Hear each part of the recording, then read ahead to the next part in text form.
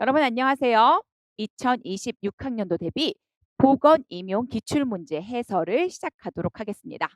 자, 여러분 올해 시험 보셨는데 다들 어떠셨어요?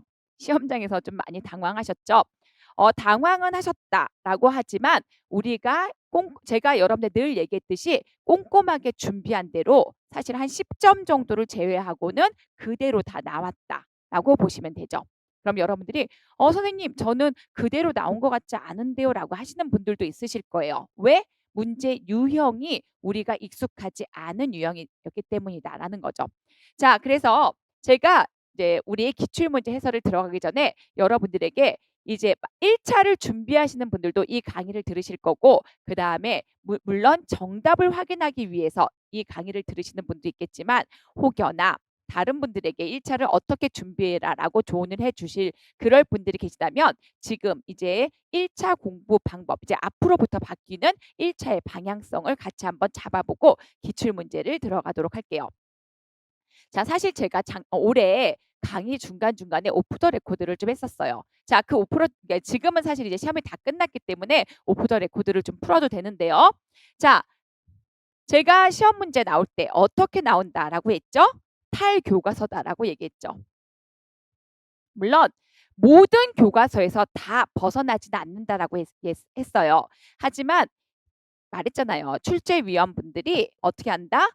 강사들의 책을 놔두고 이 교과서에 있지 않은 내용을 반드시 일부는 내라라고 했다라는 거죠.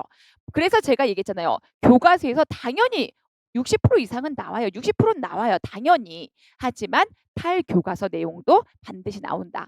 그러면 이 탈교과서 내용을 어디에서 준비하느냐? 제가 어디에서 준비한다고 얘기했어요? 국시에서 준비해야 된다라고 얘기했죠. 자, 그러면서 제가 두 유형으로 나눴어요. 어떤 유형으로 나누었느냐? 공부를 진짜 많이 한 사람들.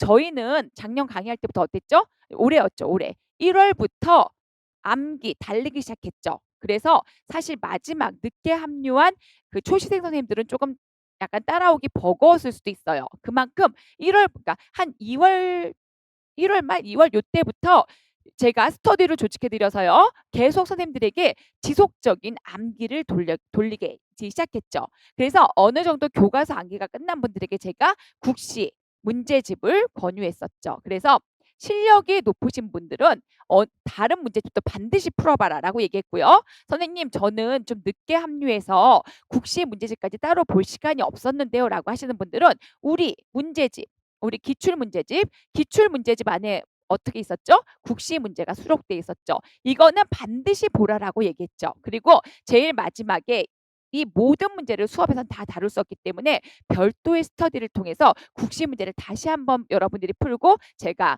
질의응답을 통해서 검증하는 이런 시간을 가졌죠. 자, 그래서 뭐 정규 수업은 여러분들에게 제가 항상 얘기하지만 정규 수업은 표준 분포에서 중간분들에게 실력을 맞춰서 수업을 나가죠. 하지만 스터디나 아니면 기타 개별적으로 여러분에게 분석을 해드리는 거는 그분들 맞춤형으로 개별적으로 좀 더 상향된 그런 수업을 진행했었습니다. 그게 바로 이제 여러분들이 올해 기출문제를 보시면 아시겠지만 올해 여러분들이 탈교과서에서 나온 문제 하지만 제가 60%는 교과서에서 나오고 그다음에 제가 나머지 뭐라 그랬어요? 교과서, 국시 그리고 또 하나 뭘 봐라?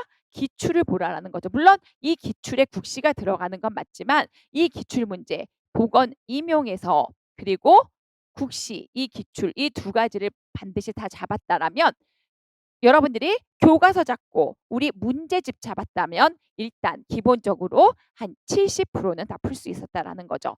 그리고 또 뭘 잡았었어야 되는 거죠? 모고.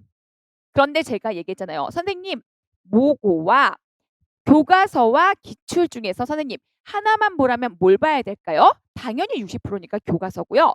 그다음에 하나를 더 본다면 뭘 봐야 될까요? 그러면 당연히 기출이고 그다음에 모고는 여러분들이 내가 정말 잘 외우고 있는지 확인하는 차원으로 보라 그랬어요. 그래서 끝까지 모고로 돌리지 말라라고 얘기했죠. 왜? 오프 더 레코드에서 얘기했던 경우와 같이 우리 강사들의 모고를 가지고 들어가서 그 모고에는 없는 것 위주로 시험 문제를 내는 게 바로 요즘의 추세다라는 거죠. 그래서 계속 주변에 뭐가 나올지는 알아. 폐렴이 나올 거야. 그런데 뭐다? 폐렴의 주변 문제들이 나온다라는 거죠. 그게 바로 요즘의 시험 문제 출제고요. 앞으로 향후 몇 년간은 이런 추세가 계속 나갈 거기 때문에 여러분들이 앞으로 이제 물론 여러분들은 1차를 합격하시고 2차로 나가셔야 돼요. 당연한 얘기지만 이 강의는 이제 막 공부를 시작하시는 분이거나 아니면 중간쯤에도 누군가는 들을 수 있기 때문에 요렇게 되는 게 바로 요즘의 문제 출제의 어떤 평양이다. 자, 그러면 이 모고를 그러면 선생님 한 번만 확인하고 그러면 어떻게 해요? 그래서 제가 이 모고 때는 어떻게 했어요? 반드시 그날 배운 건 반드시 그날 소화를 시켜야 된다라고 얘기했죠. 공부했던 거, 암기했던 거를 한번 풀어보고 그다음에 채점 받아보고 그런데 여기에 뭐가 있었어요? 새로운 논점이 있었네. 이건 어떻게 한다? 새로운 논점이 있을 수밖에 없어요. 왜냐면 교과서는 1월에 집필이 완성된 1, 2월에 집필이 완성되는 건데 이거 우리가 모고 푸는 거는 7월부터 11월까지 푸는 건데 법령이 바뀌어도 바뀌고 어떤 내용이 교과서에서 추가적인 중요한 내용이 논문이 추가적으로 자꾸 쏟아져 나와도 나오는 거기 때문에 새로운 내용이 추가될 수밖에 없어요. 자, 그러면 이렇게 추가되는 내용을 뭐라고 했다? 이런 새로운 논점은 교과서에 옮겨 적어라. 그러니까 당일날 문제를 풀었다라면 그 문제를 반드시 오늘은 내가 다 소화하고 잔다. 그런데 뭐 못 외운 건 어쩔 수 없어. 교과서에 체크해서 이제 뭐 붉은색으로 처리해 가지고 다시 외운다 손치지만 새로운 논점이야. 낯선 논점이야. 그건 어떻게 하라고요? 교과서에 옮겨 적은 다음에 마지막에 시험 보기 전날에 교과서 다 옮겨 적은 그 만들어진 교과서를 보고 시험장에 들어가는 게 우리가 수험생으로서 합격하기 위한 그런 공부 방법이다라고 얘기했죠. 올해도요. 이 공부 방법 제가 계속 이렇게 말씀을 드렸잖아요. 이 공부 방법만 그대로 잘 수행을 했다면 솔직히 68점 정도 이상으로 고득점을 받을 수 있는 시험이었다. 그런데 68에서 70을 여러분들이 못 받는 이유가 뭐냐? 문제의 형태가 평소에 보던 것과 달라요. 왜? 평소에는 A급 중심으로 시험에 나왔다면 올해는 A급이지만 내용은 주변에서 나온 문제가 많았기 때문에 여러분들이 그걸 굉장히 불편해하면서 틀렸을 가능성이 높지만 그 주변에 있는 것들도요. 우리는 한 번씩 다뤄본 게 굉장히 많다라는 거죠. 그래서 제가 늘 얘기했죠. 그 다음에 여기서 마지막으로 선생님 이렇게 하면 만점 맞나요? 아니죠. 마지막에 뭐가 있어요? 장문, 지어쓰기가 있잖아요. 모르겠는 거 한두 개는 반드시 나온단 말이에요. 그걸 여러분들이 머릿속에서 아는 것을 짜집어서 장문을 하면 고득점이 나온다라는 거죠. 자, 제가 공부 방법을 여지껏 설명해 드렸던 공부 방법을 한 번 더 정리를 했고요. 제가 계속 얘기했지만 이게 바로 요즘의 시험 추세다라는 거죠. 앞으로 향후 5년 이상은 갈 시험 추세거든요. 왜냐면 작년부터 계속 이 시도가 그 출제위원들 사이에서 도입이 되고 있단 말이에요. 그래서 제 말이 무슨 말인지 이제 기출을 통해서 우리가 같이 한번 확인해 보도록 할게요. 자, 사실 올해 제가 여러분 계산 문제가 나와요 그랬는데 계산 문제는 안 나왔어요. 그렇죠? 사실 저는 1번 문제를 그냥 언뜻 볼 때는 1번부터 계산 문제를 냈구나라고 생각했지만 결국 1번은 계산 문제가 아니었죠. 그리고 뭐였죠? 우리가 찍었던 문제였죠. 뭘 찍었죠? 여러분 감염병과 예방접종은 굉장히 중요합니다. 예방접종에 뭐 여러분 당연한 얘기겠지만 예방접종에 나오는 1급부터 4급까지의 감염병은 전부 다 암기하셔야 됩니다라고 얘기했어요. 자, 그게 바로 나온 거예요. 자, 1번부터 같이 한번 보도록 할까요? 다음 초등학교 보건교사가 신입생의 필수 예방 접종률을 파악하기 위해서 작성한 표인데요. 밑줄 친 기억의 백신으로 예방 가능한 질병 3가지와 니은의 백신으로 예방 가능한 감염병 1가지를 순서대로 쓰시오. 즉 다시 말해서 4개의 질병명을 쓰시오라고 한 문제가 나왔죠. 그런데 예방 접종 명칭이 뭐였어요? MMR. 와, 여러분 이거 틀리신 분이 있으시면 반성을 하셔야 돼요. 우리가 얼마나 많이 했어. 이거는 사실 거저 1번은 야, 너희들 힘들게 1년간 고생했지. 그냥 떠 먹여줄게 라는 문제였죠. 우리는 여기에 균까지 다 외웠잖아요. 그쵸? MMR 해가지고 뭐였어요? 홍열, 미즈스 바이러스, 멈프스, 유행성 이하선염, 멈프스 바이러스, 루벨라, 풍진 바이러스, 풍진. 이것들을 여러분요. 홍역, 유행성 이하선염, 풍진 이 질병들은요. 너무 많이 해서 사실 여러분 딱 1번 문제를 보자마자 그래 그래도 1번부터 시작은 수월하네. 단지 계산 문제를 거라라고 살짝 생각했지만 아니었네. 어렵지 않아서 다행이다. 이렇게 들어갔을 거예요. 자, 그다음에 두 번째죠. 두 번째는 HIV예요. 이것도 사실 많이 했죠. 그쵸? B형 인플루엔자, 헤모필러스 인플루엔자. 사실 이거는요, 제가 여기다가 뭐 뒷장에서부터 보시면 알겠지만 기출 문제 교과서에 있는 내용 이걸 다 이렇게 교과서에 있는 거 하나씩만 집어넣었거든요. 사실 우리 모고의 기출 문제도 냈고요. 모고에는 후두개염을 해가지고 후두개염을 유발시키는 그 원인균을 쓰시오. 뭐 이렇게 해가지고 시험에 냈잖아요. 자, 그런데 여러분이 여기서 뭐라고 답을 쓰야 되냐면 이 니은의 백신 헤모필러스 인플루엔자, B형 헤모필러스 인플루엔자를 가지고 예방 가능한 감염병은 무엇입니까? 그럼 이제 여러분들 여기서 약간 혼돈이 와요. 예방 가능한 감염병? 이거 가지고 급성 후두개염도 발생했었는데 저 균에 의해서 폐렴도 발생했는데 저 균에 의해서 수막염도 발생했는데 도대체 어떤 걸 쓰는 걸까? 이 모든 걸 다 합친 게 바로 B형 헤모플러스 인플루엔자 감염병이라고 부르는 거죠. 그래서 여러분들이 B형 헤모플러스 인플루엔자만 쓰셨으면 정답 처리가 되는 문제였어요. 그래서 왜냐면 하나만 예방이 되는 게 아니잖아요. 그런데 여러분이 괜히 막 수막염을 쓴다라든지 아니면 후두개염 이런 걸 쓴다면 이 예방 접종을 맞아서 다 예방할 수 있는 걸 하나만 예방한다? 그건 아닌 거다라는 거죠. 그래서 이 균과 관련된 많은 감염병들이 백신에 의해서 예방이 가능하다라는 의미이기 때문에 여러분들이 이 네 가지 질환 명칭을 있는 그대로 쓰셨다라면 만점, 즉 온점, 2점을 받게 되실 거예요.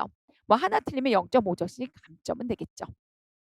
네, 사실 여러분 필수 예방접종 나온다고 했고요. 명칭 다 외우라고 했어요. 이런 거에서부터 나가면 사실 나가지 않았 아무도 안 나갔을 거라고 보지만 이런 거에서부터 나가면 올해는 붙기가 어려워요. 왜? 다른 거에서 헷갈릴 질병 문제들이 좀 있기 때문이죠. 자, 그다음은 이제 두 번째. 자, 두 번째도 제가 뭐라 했어요? 올해 감염병 100% 출제된다 그랬죠. 사실 올해 나오는 문제들이요. 한 두 문제 빼놓고는 두세 문제 빼놓고는 다 나온다고 한 문제들이 나왔죠. 그 주변이 나왔을 뿐이지. 근데 그 주변도 거기다 다룬 내용이었어요. 여러분들이 보시면 아시겠지만. 자, 감염병 중에서 올해는 어떤 감염병이 나왔어요. 디프테리아가 나왔죠. 그리고 다음 페이지에 있지만 수족구가 나왔어요. 자, 디프테리아 우리가 많이 했잖아요. 디프테리아 균이고 그다음에 코, 후두, 편도 주변 쪽에 뭐가 형성되지? 일단 체크하시고요. 그다음에 침범부에 따라 코도 분비물 나오죠. 편두인도 감염해서 쇠약되고요. 후두 감염돼서 신목소리 나오고 격리는 배양 검사 결과 음성으로 2회 나올 때까지 격리를 한다. 항생제 치료를 한다. 세균이니까. 자, 이런 것까지 우리가 다 열심히 봤어요. 그리고 제가 이거 뭐였죠? 제가 드린 자료였죠. 자료는 감염병 표가 있었잖아요. 제가 여러분한테 뭐라고 했어요? 감염병은 100% 출제되니까 감염병 표를 반드시 암기하세요라고 얘기했죠. 그래서 감염병 표 보시면 교과서에도 있고요. 감염병 표에도 별도로 또 어떻게 있어요? 위막이 형성된다. 인두편두의 위막을 형성해서 억지로 떼어내면 출혈이 된다. 이렇게 감염병 표에 그대로 있었던 거죠. 감염병은 무조건 나오기 때문에 제가 꼼꼼히 봐라. 라고 얘기했죠. 그냥 제가 몇 개, 뭐 홍역이나 이런 거 몇 개, 뭐 백일에 막 이런, 그러니까 백일에는 좀 꼽았던 것들이고 홍역 뭐 이런 것들 몇 개는 쳐드리고 그 외 나머지 질병들은 좀 보세요라고 했던 것 중에서 첫 번째 디프테리아가 나왔고요. 두 번째 뭔지 모르지만 콕사키 바이러스래요. 콕사키 바이러스고요. 잇몸, 입술 이런 데 궤양성 발진이 생기다가 손과 발에도 수포성 발진이 생긴대요. 그리고 증상이 나타나는 7일까지 격리하고 치료는 별도의 방법이 없어요. 자, 콕사키 바이러스 손발의 수포성 발진 이것조차 여러분들이 모르시면 그러면 사실 감염병은 공부했다라고 할 수가 없는 거죠. 이건 무슨 감염병이죠? 여기 그대로잖아요. 콕사키 바이러스 16. 이것도 우리 자료 여러분들한테 감염병 자료 드린 거였잖아요. 수족구병. 그렇죠? 타봉이나 수족구죠. 나머지 뭐 6일이든 7일이든 괜찮아요. 그리고 그다음에 뭐 나머지 손, 발, 네, 발진, 그리고 혀, 구강내, 점막, 수포, 그다음에 직접 전파, 구강 전파 뭐 이런 것들. 자, 사실 저거는 콕쌓기랑 손발만 봤으면 바로 수족구가 나오는 문제였어요. 자, 여기까지도 1번도 스무스하게 그 필수 예방접종에 의한 감염병 명칭으로 넘어갔고요. 2번도 증상에 따른 감염병을 매치시키는 문제였기 때문에 2번까지는 여러분들이 쉽게 맞추셨어야 돼요. 제가 늘 얘기하지만 우리 시험은요, 실수가 나오면 떨어질 가능성이 높은 시험이다라고 얘기했어요. 사실 아직까지는 실수할 문제는 저는 없다라고 보지만, 예를 들어서 뭐 헤모플러스 인플루엔자를 뭐 후두개염이다 이렇게 실수하신 분이 있다면, 그러면 조금 여러분들이 '아 내가 왜 이런 실수를 했지.'라고 마음에 손을 얹고 좀 한 번은 이제 다시 자기를 돌아보면서 그 문제를 보셔야 돼요. 왜? 너무 제가 늘 얘기했잖아요. 긴가민가할 때는 출제자의 의도를 한번 생각해 봐라라고 얘기했거든요. 예를 들어서 1번에 헤모플러스 인플루엔자가 후두개염이라고 쓰신 분이 이제 있을까 봐 이런 거예요.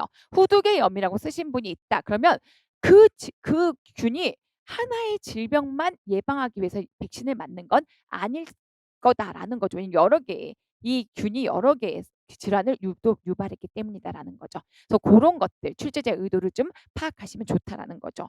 자, 2번까지는 스무스했어요. 자, 3번이요.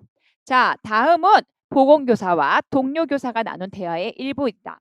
괄호 안에 기억에 해당하는 용어와 밑줄 친 니은에 해당하는 치료법의 명칭을 순서대로 쓰시오. 네, 그럼 3번부터 다시 할게요.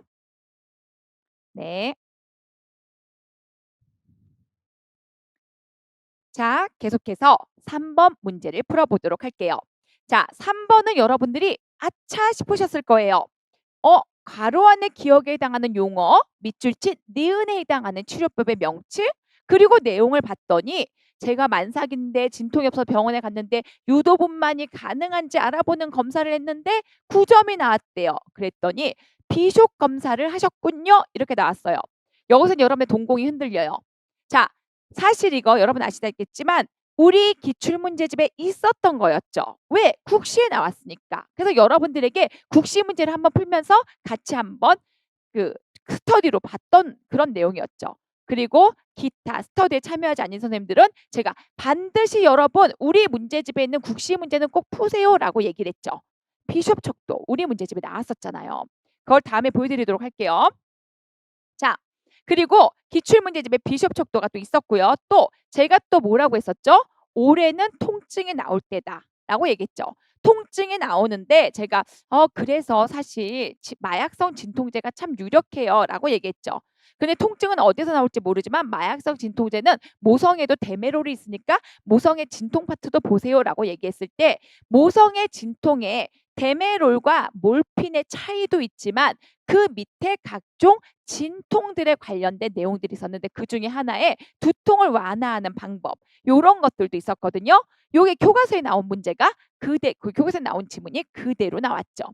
자, 제가 계속 얘기했잖아요. 여러분 제발 마지막까지 교과서를 꼼꼼히 보세요. 모든 정답은 다 교과서에 60% 이상 있습니다라고 얘기했어요. 자, 그 내용을 같이 보는 거예요. 첫 번째, 비숍 척도 검사. 우리 내용을 좀 보기 전에 앞서서 내용까지 보고 우리가 기출문제가 어떻게 나오는지 보도록 할게요. 비숍 척도 검사. 그다음에 내용 설령 1번 나는 비숍 검사를 봤지라고 하신 분이 있고 2번 나는 못 봤어라고 하시는 분도 문제를 어떻게 푸는지 한번 같이 보도록 할게요. 유도분만을 하기 위한 이게 가능한지 여부를 알아보기 위한 검사예요. 그래서 비숍 검사를 했더니 태아의 하강 정도 얼마만큼 아이가 내려왔는가. 두 번째, 자궁 경부가 얼마나 소실됐는가. 세 번째, 자궁 경부의 위치는 어디에 위치했는가. 네 번째, 자궁 경부의 경도 단단한가 말랑말랑한가. 이런 것들을 확인했다.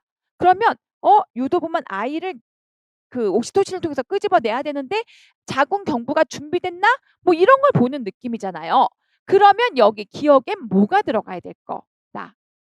경부 그러면 우리는 경부 그러면 아는 게 뭐예요? 계대와 소실이었죠. 그래서 여러분들이 왠지 기억에는 자궁 경부가 계대됐다라는 내용이 들어갈 거다라고 해서 정답을 맞추셨다면 문제에 센스가 있으신 분인 거죠. 자, 8점 이상 혹은 9점 이상이면 분만에 성공할 가능성이 높아요. 자, 여기 있는 것처럼요. 비숍 척도를 구성하는데요. 하강, 경부 계대, 경부 소실, 경부 위치, 경부 경도 요걸 가지고 2점씩 나눠서 8점 혹은 9점 이상이면 유도 분만이 가능하다라고 나오는 거죠. 자, 다음 문제 풀기 전에 우리 기출 문제가 어떻게 나왔는지 문제집으로 한번 들어가 보도록 할게요. 자, 여러분 이게 우리 문제집에 있었던 문제 그대로예요. 자, 여러분 꼭 보세요. 문제를 볼게요. 비숍 검사 결과 9점이었어요. 똑같죠? 우리 저 기출 문제가 9점이었죠? 여기는 뭐랬어요? 자궁은 4cm 개대되었다. 문제에서 개대를 주어졌죠. 그리고 답은 뭐였어요? 이때 뭐 해줘야 되냐? 비숍 결과도 9점이 넘고 개대도 다 됐다. 그럼 뭐 해준다고요? 유도분만을 해줘야 된다고요. 우리 기출문제와 어떻게 나왔죠? 반대로 나왔죠. 우리 임용 기출문제는 유도분만을 하려고 한다. 비숍 검사를 했다. 무엇을 알아봐야 되는가? 거기에 있는 항목 어떤 것들이 더 들어가야 되는지를 답을 찾으시오. 이런 문제였잖아요. 여러분들이 제가 이런 문제를 한두 문제 보는 게 아니에요. 오늘 또 이런 문제가 나오거든요. 과거에 나왔던 국시의 기출문제를 문제에서 답으로 엮어서 우리 임용해 내는 경우가 꼭 국시뿐만 아니라 공무원도 종종 있다라는 거죠. 자, 이게 바로 그런 문제였죠. 그래서 우리 문제집에는요, 뭐라고 나왔어요? 비숍 척도는요, 자궁 경부의 상태, 경부 상태를 확인하기 위한 척도로요. 한 9점 이상, 사실 8점 이상, 그냥 9점 이상 상관없어요. 이상이면 유도 분만이 성공한다. 이때 자궁 경부 상태이고 우리 기출문제에서 뭐라고 나왔다? 개대라고 딱 주어진 거죠. 국시 기출문제가 개대라고 주어졌고요. 우리 임용 기출문제도 자궁 경부에 개대를 쓰는 게 나왔죠. 이런 문제가 한두 문제가 아니었어요. 그래서 사실 두 문제긴 했어요. 사실 여러분들이 국시 문제를 좀 꼼꼼히 보셨다면 사실 비숍이란 말은 한 번만 들어도 잘 잊혀지지 않는 말이거든요. 그런데 자궁 경부의 상태 개대가 4cm 됐어? 여기 개대 없는데 이렇게 쓰시면 답을 찾는데 무리 없이 여러분들이 정답을 맞출 수 있다는 거죠. 그래서 이것도요. 1점도 문제지만 잘 풀어보셨으면 맞추는 문제였어요. 자, 그 다음에 뒤에 것도 똑같아요. 교과서만 잘 보면 맞추는 문제였어요. 제 친구도 9점이었는데요. 유도분만 잘 안 됐어요. 그리고 그때 척추 마취했거든요. 수술하고. 그런데 척추 마취 후에 두통이 생겼어요. 우리 얘기하죠. 척추 마취를 하면 어떻게 해주라 그래요? 간호로. 머리를 들지 말아라라고 얘기하는 거죠. 왜? 척추 마취하고 나서 머리를 들면 어떻게 돼요? CSF가 샌단 말이에요. 뇌척수액이 그 마취한 그 부위로 새버리면요. 두통에서 CSF가 감소되면서 머리에서 CSF가 감소되면서 두통이 온단 말이에요. 자, 그래서 머리를 들지 말라고 했는데 얘는 들었나 봐요. 척추 마취 후에 어쨌든 뇌척수액이 뭔가 샌 거죠. 그래서 두통이 생겼대요. 그랬더니 보건교사가 딱 이거 듣자마자 우리가 아는 말 그대로 하잖아요. 뇌척수액 샜나 보네. 그쵸? 그런 경우에는 척추 마취로 생긴 천자 부위를 막아주면 돼. 우리가 척추 마취했어요. 어디? 유도 분만할 때가 척추 마취 척추에다 하겠죠. 척추에다 마취를 했어요. 그럼 여기에 구멍이 뚫렸잖아요. 그러면 이쪽으로 이제 뇌척수액이 압력에서 머리를 들어주면 셀 수가 있단 말이에요. 그러니 우리는 어떻게 돼요? 요 천자 부위 여기를 뭘로 막아줘야 돼요. 그러면 뇌척수액이 안 새니까 두통이 안 생길 수 있다는 거죠. 이렇게 막아주는 방법. 자, 보세요. 통증 문제였죠. 두통. 제가 모성에서 통증 문제, 뭐 데메롤 이런 거 보세요라고 할 때 그 근처에 짝 같이 있었단 말이에요. 자, 뭐가 있었는지 볼까요? 우리 교과서 그대로인 거죠. 자, 분만할 때 경막에 마취를 해요. 이 경막이 아시다시피 척추에 있는 막이잖아요. 여러분 뇌하고 척수에 막 세 개 있는 거 아시죠? 경막, 지주막, 연막 그 사이에서 경막을 뚫고 우리가 들어가잖아요. 그 약을 줄 때, 그쵸? 자, 그럴 때 바로 여기 써 있었죠. 경막 외 자가 혈액 봉합술. 여기 보이시죠? 경막 여기 뽕 뚫어가지고 자기 혈액으로 막아준단 말이에요. 여기 아까 우리 기출문제 나온 내용이 그대로 여기 있어요. 경막 외 설마 여러분 이 경막이 선생님 척추란 말이랑 다르잖아요. 이러시는 건 아니겠죠, 여러분? 경막의 공간에 자신의 혈액을 무균적으로 주입해서 아까 얘기한 거죠. 뇌척수에게 누출을 막음으로써 교과서 그대로 따온 거예요. 두통을 경감하는 목적이다. 아까 문제 그대로였죠. 뇌척수액이 샜나 보구나. 너 뇌척수액 새는 부분에 막아서 두통을 감소시켜 줄게. 그런 치료법이 뭐다? 자가혈액 봉합술이다라는 거죠. 경막의 자가혈액 봉합술. 이것은요. 유입된 혈액이 지즈마카 공간의 압력을 높여서 뇌척수액이 유치되는 부위를 덮어서 압력으로 균형을 회복해서 두통을 완화시켜 준다라고 얘기했죠. 사실 제가 이 통증 라인은 좀 보라고 했잖아요. 그렇기 때문에 물론 이제 저는 약물 중심으로 사실 좀 더 보라고 했지만 제가 정말 교과서는 꼼꼼히 봐야 된다라고 얘기했어요. 통증이 중요해요. 약물 보세요. 그러면 그 주변의 통증도 같이 한번 살펴보셔야 되는 거죠. 뭐 너무 당연히 교과서는 제가 A부터 Z까지 정말 꼼꼼히 봐라. 교과서만 봐도 60% 이상을 맞게 되고 그러면 여러분 합격한다라는 거죠. 바로 그런 게 이런 거예요. 교과서만 꼼꼼히 봤어도 1점을 더 획득하는 문제였던 거죠. 자, 그럼 사실 여기 3번까지는 여러분들이 정말 그냥 하라는 대로만 교과서 열심히 보고 기출문제집 열심히 봐가지고 내 것으로 소화했다면 틀려서는 안 되는 문제들이었죠. 자, 그 다음에 4번으로 돌아가도록 할게요. 자, 보건교사가 작성한 상담일지를 보세요. 치료적 장애 요인을 쓰세요. 정신의 치료적 관계의 장애 요인. 여러분, 제가 이건 직접적으로 중요하다라고 한 거 기억나시죠? 기억나셔야 돼요. 제가 뭐가 나올 때가 됐다 그랬어요. 여기 있는 거죠. 여러분, 저항이 나올 때가 됐어요. 그러니까 여러분은 저항의 정의까지 반드시 기억하세요.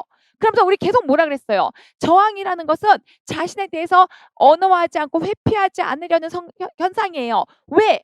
저항이 일어나는 곳에 문제의 원인이 있기 때문에 그 문제의 원인이 건드려지면 불안이 극도로 올라오고 괴로워져서 그 불안이 올라오는 게 싫기 때문에 문제를 덮으려고 해요. 말하지 않으려고 해요. 그게 바로 저항이에요 라고 얘기했어요. 그래서 여러분 제발 저항해. 왜냐하면 불안을 야기하는 그 부위에서 저항이 올라오기 때문에 불안을 야기하는 상황을 인식하지 않은 채 그 자리에 머물러 있으려고 하고 언어화시키지 않으려고 하는 게 저항이었어요. 여러분 정말 저항 나올 때가 됐어요. 라고 노래 들렀던 거 기억하시죠? 그쵸. 이거는 맞췄을 거라고 저는 당연히 보지만 혹시라도 틀린 분이 있다면 나온다라고까지 했는데 그쵸? 그러면 뭐가 저항인지 같이 한번 보도록 할까요? 자, 처음 상담에서 학생의 이름을 확인하고 이름을 불렀어요. 뭐 라포를 형성했네요. 잘하셨네요. 그리고 방문 환영했어요. 이 아이는 무더운 날씨임에도 긴 소매의 옷을 입고 있었어요. 왜겠어요? 뭐 뭔지 모르지만 자해를 하고 있었나 보네요. 그쵸? 그래서 온몸이 뭐 칼자국이 났나 보네요. 소매를 손목 쪽으로 끌어당겨서 팔을 자꾸 가린대요. 왜? 손목에 칼자국을 내서. 그렇죠? 그리고 그리고 막 말을 걸었지만 고개를 숙인 채 손만 만지작거리고 입을 꼭 다물고 대답하지 않았어요.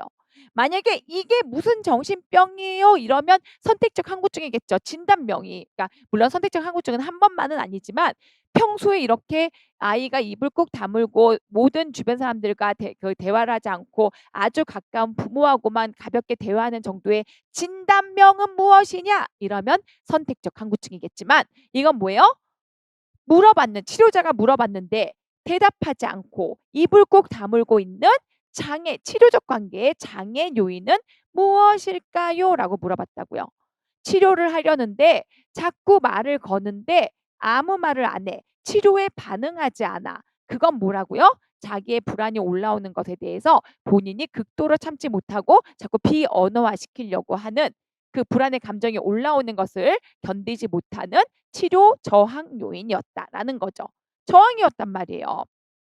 그래서 이날은 저항이 너무 심했기 때문에 그냥 다시 상담하자고 하고 넘어갔어요. 이렇게 언어화하지 않고 변하지 않으려는 현상, 저항이다.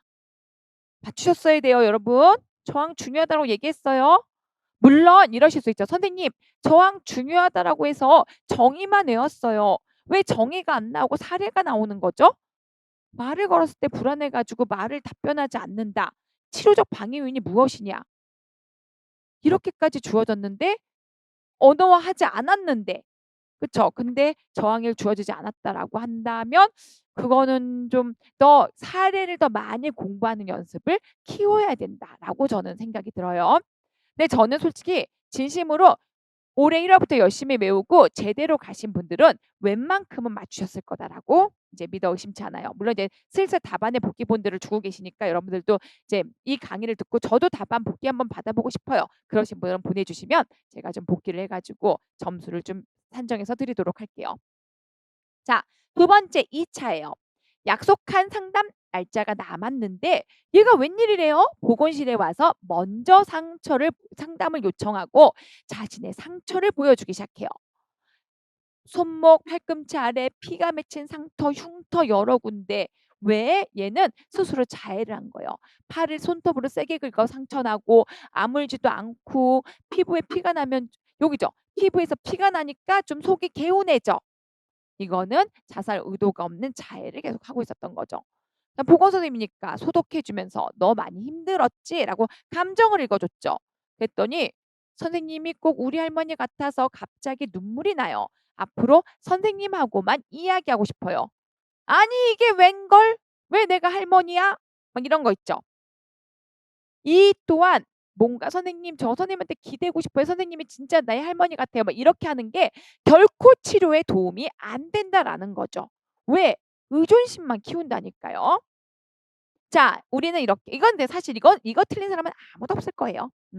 환자가 대상자에게 친밀하든 그렇지 않든 타 대상을 이입해서 그 사람으로 간주해서 반응하는 것. 우리는 그걸 뭐라고 했어요? 전이라고 했죠. 요거는 뭐 누구나 다 맞추셨을 거예요. 그쵸? 대상자가 치료자를 사랑했던 대상 혹은 싫어하는 대상으로 적용해 놓고 그에 따라 반응하는 것. 반대로 치료자가 그런 것은 우리가 역전이다라고 얘기했죠. 그래서 전이는 누구나 다 맞추셨을 거라고 보고요. 저는 저항도 80% 이상은 맞췄을 거라고 봐요. 왜? 그렇게 강조했으니까. 하지만 그럼에도 불구하고 저항을 못 푸셨다. 그러면 한번 좀 생각해 보세요. 내 마음속에서 무엇이 나에게 저항을 하는가?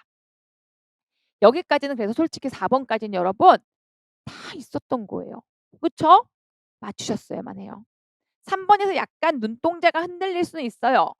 비숍 어디선가 나왔는데 어 봉합술 어디선가 나왔는데 모르겠으면 잠깐 넘어갔다가 다시 돌아오신다 하더라도 그래도 교과서에 있었었기 때문에 여러분 제가 늘 교과서는 "꼼꼼히 보세요. 꼼꼼히 보세요. 정말 그 구석에서 긴가민가하는 게 나옵니다."라고 얘기했던 그런 것들이 올해 저렇게 3 번으로 나왔던 거다라는 거죠. 자, 5 번으로 들어가 볼게요. 이것도 여러분 기출문제 그대로예요. 우리 그대로. 기억하시죠? 황달이 있어요. 입원하면 어떤 치료를 받게 돼요? 사실 입원을 했죠. 입원을 안 하면 어떤 치료를 해요? 집에서 보호내라, 모유 수유해라 뭐 이런 거 하겠죠. 근데 입원까지 했는데 엄마 불러 가지고 모유 수유시키고 뭐 따뜻하게만 감싸고 있겠어요? 병원에서 하는 처치를 생각해 봐야 되는 거죠. 자, 황달은 신생아에게 흔하게 생기고 1 차로는 광선요법을 해요. 하지만 광선요법이 효과가 없을 때는 뭐를 해요? 이것도 많이 나왔죠. 광선요법, 우리 광선요법, 알부민요법, 교환수혈 이게 바로 병원에서 하는 치료들이잖아요. 그런데 광선요법이 효과가 없으면 이제 알부민요법은요 수시로 주는 거예요. 알부민은 글로불린 제거하려고.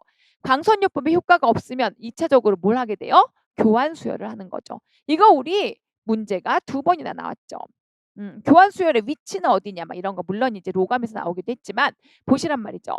광선요법 받으면 부작용 이것도 그대로 나온 거죠. 피부와 소변이 회갈색으로 변하는 청동화 증후군. 이것도 뭐 너무 많이 했죠.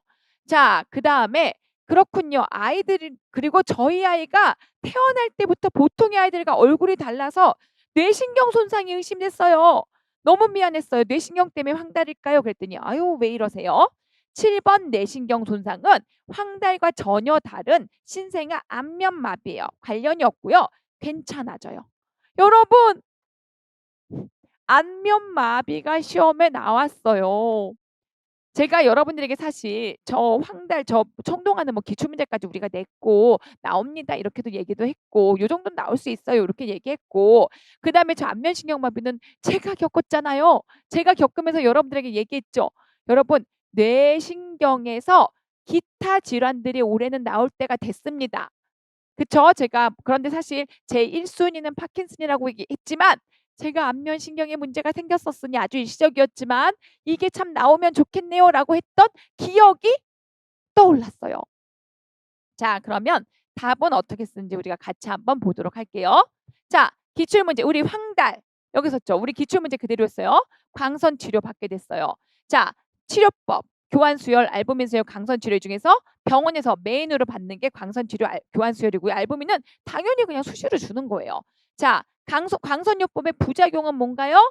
빌리루빈이 상승하는 광선요법이 있고요. 반동작용이 있고요. 여기죠. 소변 피부색이 회백색으로 바뀌는 청동화 증후군이 있어요. 자, 이거 문제 그대로 나왔던 거죠. 그리고 요것도 또 똑같이 로감 주사 하는데 이렇게 만약에 로감 하면은 태아 저하고증 생기잖아요.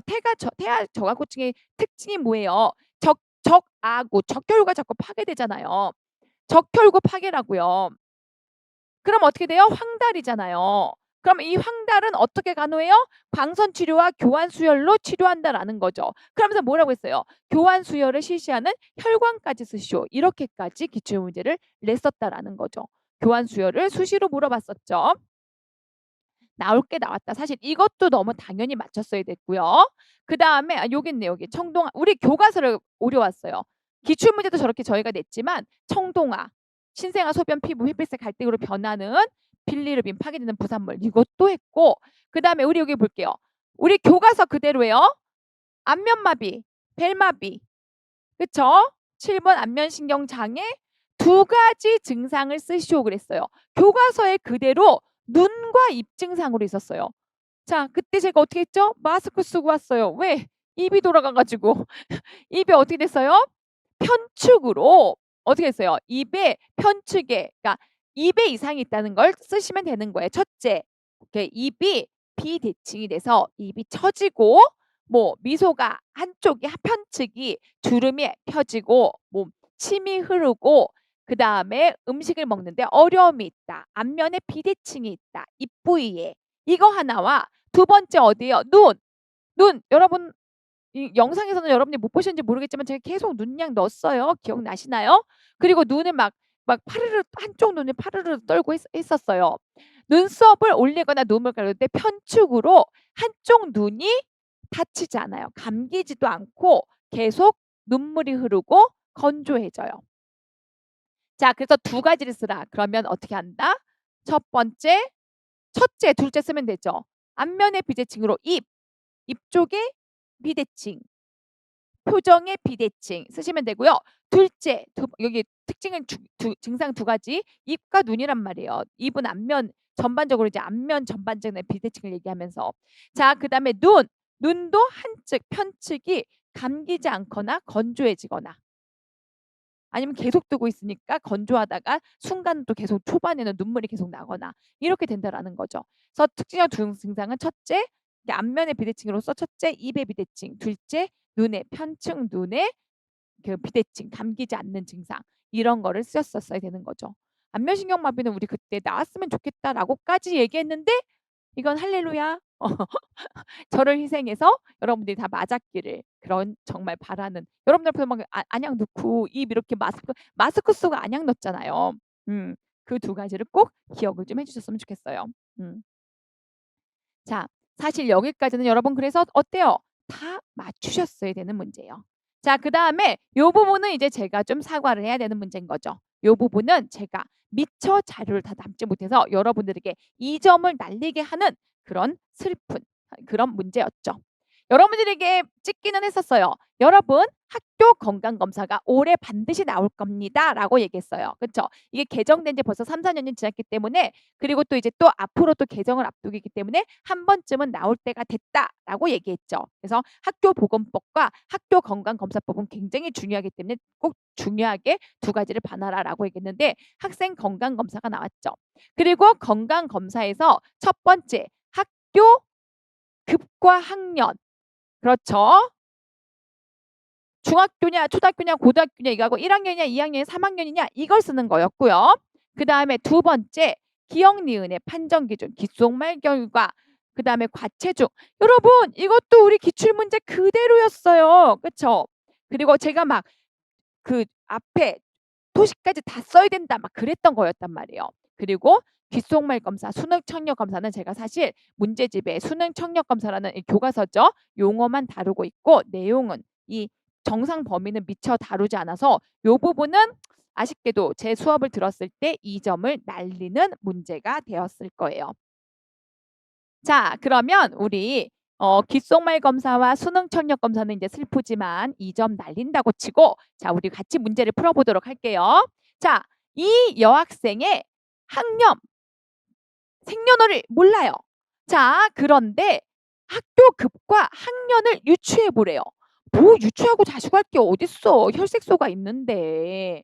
그냥 쭉 키, 몸무게, 비만도 이건 다 똑같잖아요. 그리고 결핵 이건 고등학생만인데 이렇게 가다가 혈색소 더 이상 얘기할 것도 없죠.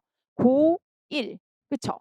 그러니까 왜냐면 병원 갔잖아요. 병원을 안 갔으면 2, 3학년인데 병원을 갔기 때문에 1학년이잖아요.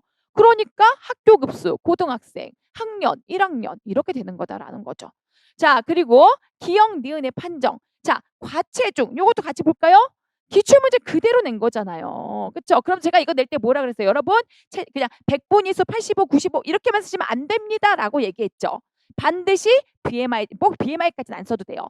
체질량 지수 100분위수란 말을 쓰세요 라고 얘기했죠. 물론 우리 시험에는요 어느 정도는 주어졌을 거예요. 100분위수라는 표현도 주어지고 이랬으니까. 그런데 우리 이 과체중, 비만, 왜냐면 과거에는요 이 과체중이 단순히 BMI로만 결정하지 않고 상대 체중으로도 결정을 했단 말이에요. 그런데 지금은 완전히 바뀌었기 때문에 과체중, 그럼 우리 시험에 나온 것처럼 체질, BMI 측정 시 요것도 괜찮고 요거 안 쓰면 체질량 지수 100분위수 도표 85 이상 95 미만으로 쓰셨으면 정답이다라는 거죠. 근데 그냥 밑도 끝도 없이 85, 95 그러면 일부 점수를 좋지 않게 받을 수는 있다라는 거죠. 자, 일단 무조건 칼체는 하고 시작해야 돼요. 그다음에 더 줄지라도. 자, 그다음에 이제 눈물의 귓속말과 눈물의 수능 청력 검사예요. 요거는 제가 여러분들에게는 정말 죄송하게 생각하고 있어요. 자, 여기 고1과 요거는 다 교과서에 있는 것들 다 보여드리는 거고요. 자, 여기 보시면 이 요 내용은 사실 그 학생 건강 검사의 단순히 규칙뿐만 아니라 그 안으로 더 들어가는 고시 안에 있는 내용이에요. 사실 그것까지 제가 봐야 될까 그래서 교과서에 실어 놓지 않았는데 이렇게 올해는 구석에서도 시험 문제 많이 냈다. 그래서 요거는 어쩔 수 없이 틀렸지만 여러분들이 제가 틀린 거 여러분 저 때문에 여러분이 틀렸지만 같이 한번 보시면 수능 청력 검사, 귓속말 검사 방법을 사용해서 청력을 검사하고요. 자, 이렇게 검사할 때 그리고 귀는 이제 고막은 이제 이경을 사용하고 그 귀를 외상방으로 다니다. 성인 좀 큰 애들이니까 보시면 되고요. 이때 귓속말 검사는 정상은 양쪽 귀, 양쪽 모두 6개의 숫자를 불러주고요. 3개 이상을 정확히 따라하면 정상이다라고 보는 거고요. 수능 청력 검사는요. 물론 요 용어는 교과서에 지역에서 있었지만 제가 뭐 정상 범위를 넣진 않았으니까 40데시벨 미만이면 정상이다라고 한다라는 거죠. 여러분들이 요 고시를 보셨으면 참 좋았을 텐데 저는 미처 여러분들에게 그 내용을 주지 못해서 요거는 정말 여러분들에게 여기서 6번에서 이제 가르치지 않은 내용이 2점이 날아갔죠. 근데 제가 얘기했지만 10점은 날아간단 말이에요. 정말. 우리도 여러분 계산해 보시면 알아요.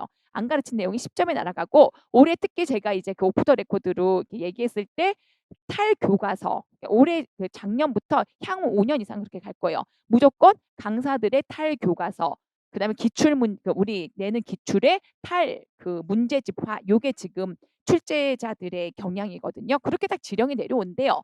그렇기 때문에 뭐 어쩔 수 없어요. 이렇게 이건 일부러 없는 거 보고 내신 거예요. 그러니까 뭐 이거는 뭐 저도 어떻게 할 수 없죠. 자, 그래서 요런 것들 이제 보시면 되고요. 최소 요것과 기억만 쓰셨어. 2점만 받으셔도 일단 되는 거였죠. 그러면 6번까지 해가지고 지금 여기까지 사실 이 2개 빼놓고 나머지는 교과서에 다 있는 거니까 정말 열심히 공부하셨으면 다 맞추셨어야 되고요. 아니면 한두 개까지는 오케이. 1점까지는 오케이. 자, 그다음에 또 다음 문제로 넘어가 보도록 할게요. 자, 엄마가 만성 신부전이에요. 제가 또 신장도 나올 때가 됐다고 했어요. 근데 사실 이 문제는 별로 좋은 문제는 아니에요. 왜냐하면 혈액투석의 원리는 우리 교과서에서 뭐였어요? 확산과 초여가였어요. 사실 삼투는 아니란 말이에요. 진짜로는 아니에요. 그래서 원래 사실 제가 그래서 오죽했으면 논문까지 찾아봤어요. 논문에서도요. 최근에 이거 다 최근의 논문들이거든요.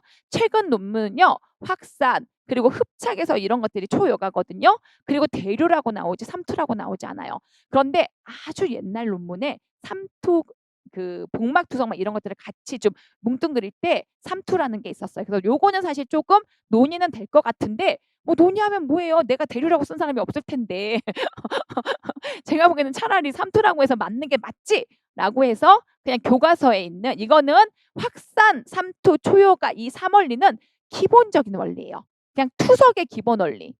이 중에서 얘하고 얘가 확산과 초요가가 기본적으로 요즘 사용하는 혈액투석의 원리고요. 삼투하고 초요가는 복막투석의 원리예요.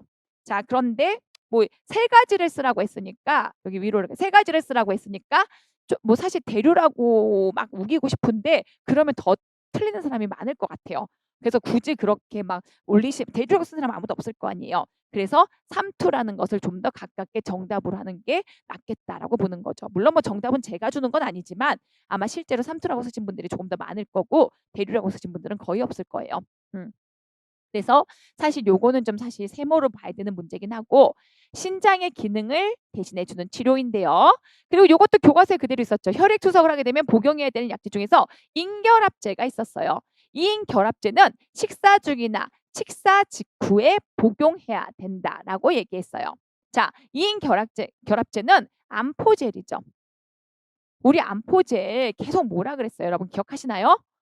흡착제다, 흡착제다 막 이러면서 흡착제여서 음식물에 부착해서 변비를 유발한다. 막 이렇게 얘기했었거든요.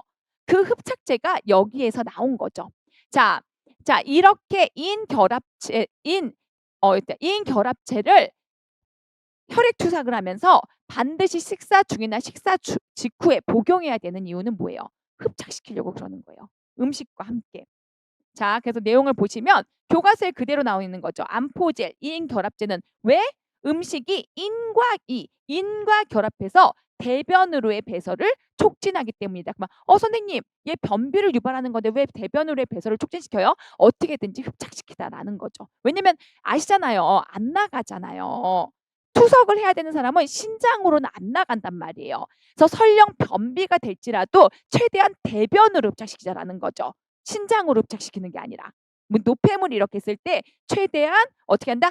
위안에 있을 때 이게 혈관 안으로 유입됐다가 걸러지지 못해서 혈관에서 계속 노폐물로 남아 있느니 위에서 차라리 빨리 흡착시켜서 변비일지언정 대변으로 내보내자라는 개념이에요.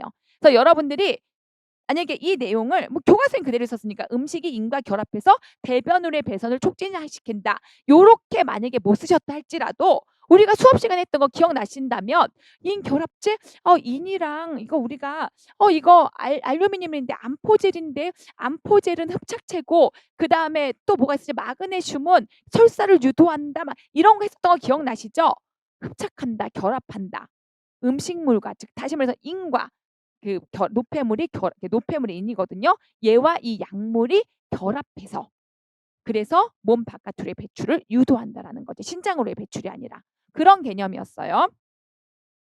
자, 교과서에 있는 거 그대로 셨으면 좋겠지만 제가 말했잖아요. 설령 교과서에 없어도 다 여러분 머리에 있다라는 거죠. 우리는 이거 제가 문제를 2번인가 3번을 냈어요. 하시는 분들은 하시겠지만 그러면서 마그네슘 얘기하면서 막 이런 식으로도 얘기했었죠. 근데 뭐 다 까먹어도 괜찮아요. 올해는 점수가 완전히 높은 점수를 받지 않아도 되는 거기 때문에 간혹 사이사이는 틀려줘도 되지만 제가 말했듯이 전반적으로 틀리면 안 된다라는 거죠. 올해 시험은. 자, 그다음에 이제 이것도 너무 징글징글하죠. 적혈구 생성약 에리스로포이틴 엄청 얘기 많이 했잖아요. 그게 바로 해당하는 약물의 일반명인 에리스로포이틴. 우리는 요거 적혈구 생성 자극 약물은 에리스로포이틴 그리고 과립구 침락인자 생성 약물은 또 GCSF 이거 여러 번 외웠잖아요. 백혈구 생성은 과립구 침락인자 이렇게 해가지고 이 2가지 중에 에리스로포이틴이 올해 시험에 나온 거죠. 자, 그다음에 요거는 사실 뭐 제가 따로 봐드리지 않았기 때문에 사실 요거는 맞추셨어야 됐고요. 요거는 틀렸어도 지어만 쓰시면 돼요. 근데 지어 쓰기도 어려웠어요. 요거는. 자, 신장을 새로 이식하려고 해요. 그랬더니 원래 신장은 기존에 있는 신장은 떼는 게 아니래요. 기존에 있는 신장은 기능은 없지만 그대로 두고 새로운 신장만 집어넣는 거래요. 그러면 상식적으로 새로운 신장을 집어넣으면 원래 있던 신장 자리는 못 들어가겠죠. 자, 그런데 보세요. 한마디로 신장 이식이에요. 그런데 보시면 여러분들 신장은 요렇게 요 자리에 이렇게 들어가야 돼요. 그쵸?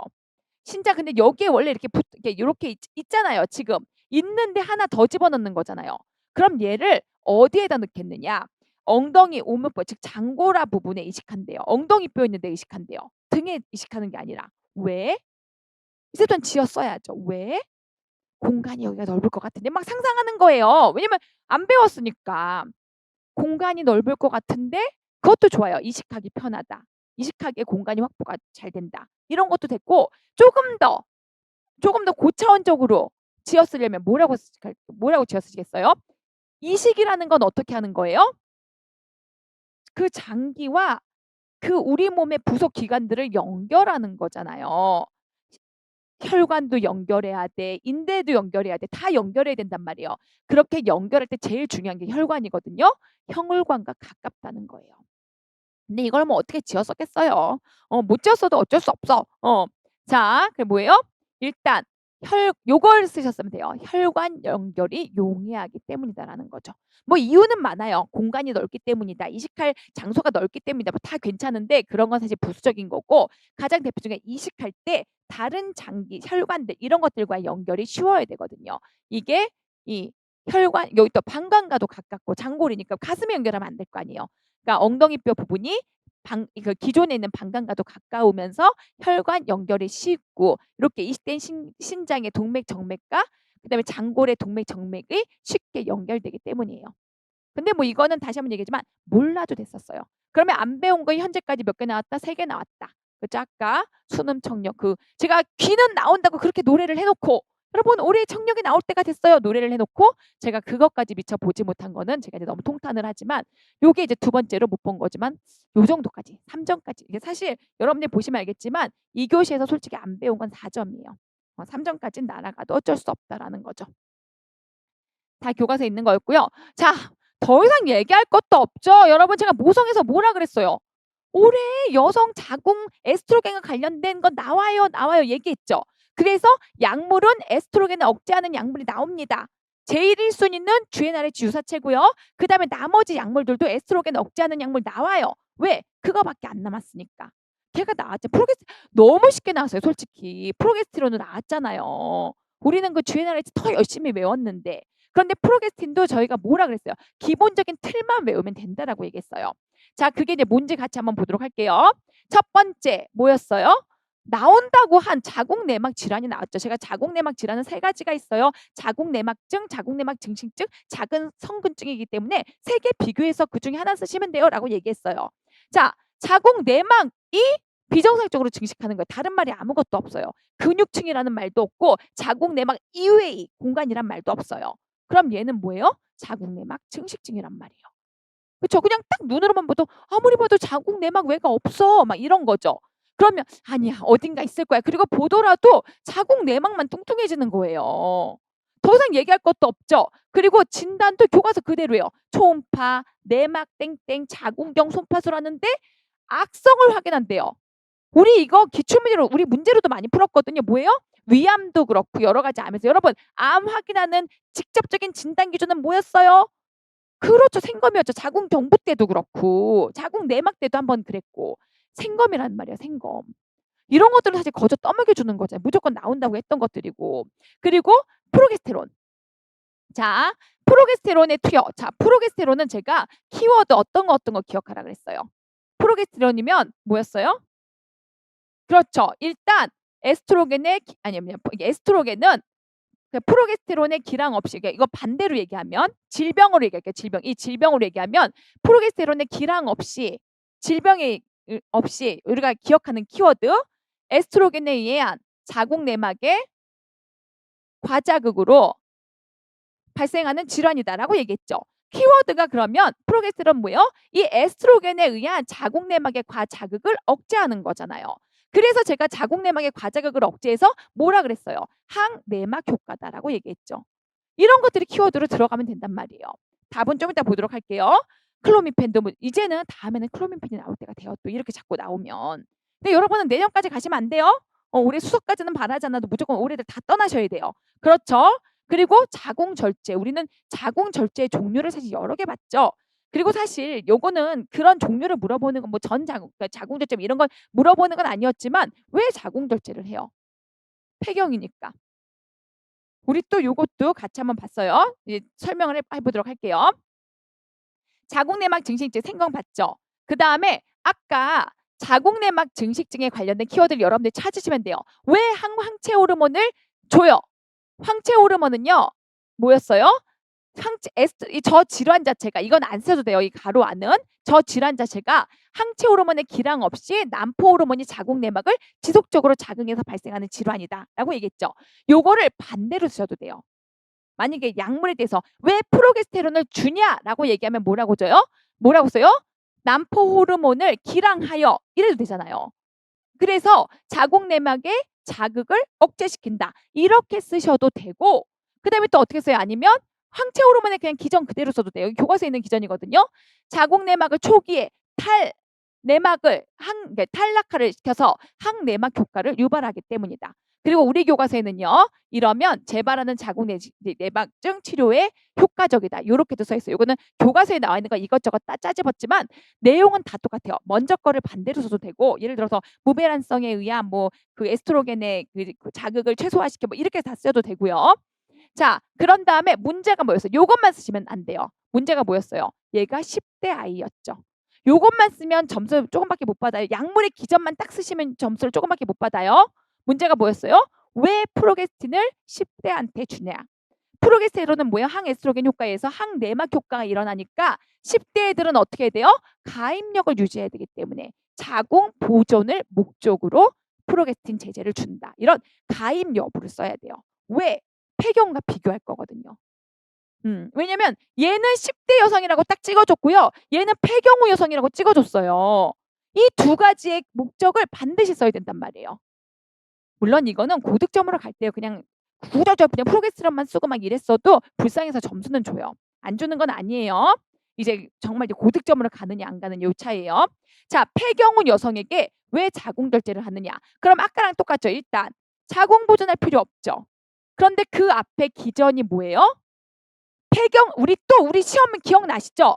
폐경을 하면 제가 자궁 에스트로겐에 관련된 자궁 질환들에게 영향을 끼친다 안 끼친다? 더 많이 끼친다 그랬어요. 기억하시죠? 우리 그래도 그때 다 틀렸었잖아요. 모고 풀 때. 그때 자궁내막증 이거 할 때도 자궁내막증과 폐경과의 관계를 쓰시오 그랬더니 선생님들이 선생님 폐경하니까 자궁내막증이 감소되는 거 아니에요? 라고 해가지고 제가 아니라 그랬죠.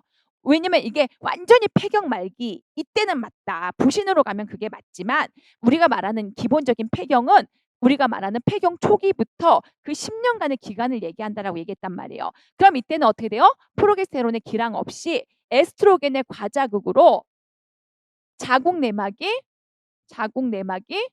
과잉 증식된단 말이에요. 그렇죠? 이래서 자궁내막이 자꾸 에스트로겐의 영향을 받으니까 어떻게 돼요? 자궁내막 암의 위험이 높아진단 말이에요. 여기 암의 위험까지 더 쓰시면 돼요. 키워드는 제가 에스트로겐이라고 했잖아요. 그렇죠? 그러니까 폐경 후 여성이 왜 자궁내막 증식증인데 왜 자궁을 드러내느냐? 그러면 1번 생각해 보시라고요. 여자가 폐경했으니까 에스트로겐 영향 안 받으면 자궁내막 증식증이 사라지는 거야? 아니라 그랬잖아요. 제가 그때 막 여러분들 다 틀려가지고 제가 잡아드렸던 기억이 있거든요. 뭐다? 오히려 자궁내막 증식증이 있는 사람들은 뭐다? 폐경 그 초기 때는 프로게스테론의 기량이 없어서 에스트로겐의 과잉 자극으로 어떻게 된다? 자궁내막이 자극돼서 에스트로겐이니까 암의 위험이 증가되기 때문이다라는 거죠. 자궁내막 암의 위험도 증가되는 데다가 폐경 후 여성이니까 뭐예요? 임신 등에 의한 자궁을 보존할 필요가 없다라는 거죠. 이 두 가지를 좀 비교해서 쓰시란 말이에요. 자궁 보존 유지, 자궁 보존 필요가 없다. 그래서 암의 위험을 최소화시키면서 임신 유지할 필요가 없기 때문에 굳이 약물로 치료하지 않고 자궁 적출술로 치료를 한다라는 거죠. 요런 것들은 여러분들이 조금 더 구체적으로 보는 거고 "선생님 저 10대 까먹었는데요." 이래도 점수는 줄 거예요. 예를 들어서. 그리고 "선생님 이거 그냥 저 그 임신만 썼는데요." 이건 점수 안 줘요. 무슨 말인지 알겠죠? 왜냐면 폐경과 에스트로겐의 관계 이걸 물어보는 문제였기 때문에. 저도 그때 그걸로 문제를 냈었잖아요. 그래서 그 에스트로겐의 영향으로 자궁암에 걸릴 가능성이 굉장히 높아지기 때문에 하지만 또 임신 가능성이 없기 때문에 적출을 쉽게 선택한다라는 거죠. 요런 키워드가 들어갈 때 여러분들이 정답이 되고요. 그래서 제가 말했잖아요. 자궁내막에 관련된 질병은 나오는 건 다 압니다. 다 예측했어요. 그러면서 이 문제 내면서 뭐라고 했냐면 그때 누가 더 정확하게 호르몬과 연관지어서 정확하게 답을 쓰느냐가 고득점과 그냥 붙는 사람과의 차이가 달라진다. 요런 거다라는 거죠. 그런데 적당히만 썼으면 올해는 다들 어렵다라고 느꼈기 때문에 점수는 어느 정도는 다 받으실 거예요. 자. 이게 다 우리 교과서에 있는 거 그대로잖아요. 우리 교과서에 그냥 여기 자궁내막 생겸, 초음파 이런 거 있었고요. 조기 탈락화 이거는 이제 있었고요. 요런 말들이 좀 있다. 프로게스틴 그리고 자궁 적출술은 뭐 근거는 따로 나와 있지 않지만 여러분들이 우리 요 비정상적인 자궁 출혈 요런서 암 어딨지? 음. 요거 보시면 이제 암과 관련돼서 뒤에 보시면 요런 거에서 나오거든요. 그때 보시면 돼요. 자, 그다음에 인제 9 번. 이 9 번도 알코올 무조건 나온다고 했어요. 자, 살짝 여기 들어가기 전에 볼게요. 자, 여기 볼게요. 기출 문제도 그대로 냈고요. 알코올 램수면 그리고 여기 교과서에 있는 게 그대로 나왔어요. 자, 무슨 말인지 알겠죠? 그러니까 제가 늘 얘기하지만 여러분 교과서를 꼼꼼히 보세요라고 했던 게 다 이런 거란 말이에요. 알코올에서 여러분 시험 문제가 나오는데 성인으로 나올 수도 있고요. 모성으로 이게 정신으로 나올 수도 있어요. 사이사이 꼼꼼히 보세요. 근데 이거는 설령 꼼꼼히 안 봤어도 쥐어짜면 돼요. 자, 우리 한번 같이 쥐어짜 볼게요. 물질남용 무조건 시험에 나온다고 해서 제가 말했잖아요. 물질남용 나올 때 이제 알코올이 나올 때가 됐어요. 그래서 저는 태아 알코올 증후군을 아주 열심히 강조했는데 청소년 알코올이 나왔어요. 그런데 이것도 어렵지는 않았어요. 기본적인 알코올 내용이었으니까. 술 마시면 필름 끊겨요. 기억 안 나요. 기억 안 나는 게 뭐예요? 기억 상실이죠. 그거예요, 기억 상실. 알코올성 기억 상실 혹은 일시적 기억 상실 뭐 이런 거란 말이에요. 자, 기억이 안 나요. 자, 도대체 뭐 때문에 기억이 안 나냐는 거죠. 자, 우리 국시에 또 이게 나왔죠. 자, 변형계가 국시에 여러 번 나오면서요. 변형계 중에서 기억계 관련된 감정 처리는 편도였고요. 감정 처리는 편도. 해마는 어딨어? 기억 요거는 사실 나중에 넣은 거예요. 기억 형성 장애. 그래서 사실 근데 여기도 있었던 거죠. 여기까지가 이제 우리 기출 문제에 있었던 건데 해마는 기억과 관련된 지각, 편도는 감정 요렇게 보시면 돼요. 그래서 여러분들이 변형계의 해마다라고 쓰였습니다. 변형계의 감정은 편도. 그러니까 기억과 관련된 감정이에요. 그리고 완전히 기억 내용과 관련된 건 해마다. 이렇게 쓰였으면 되는 거죠. 네, 문제는 뭐였어요? 자, 알코올성 기억 상실인데 변형계의 어느 부위다? 기억 상실은 해마 부위다라는 거죠. 자, 그리고 다른 증상은 없니? 네, 저 술 마시면 나도 모르게 알코올에 의해서 바로 잠은 들지만 막상 다음날 자면 깨면 잔 것 같지도 않고 엄청 피곤해요.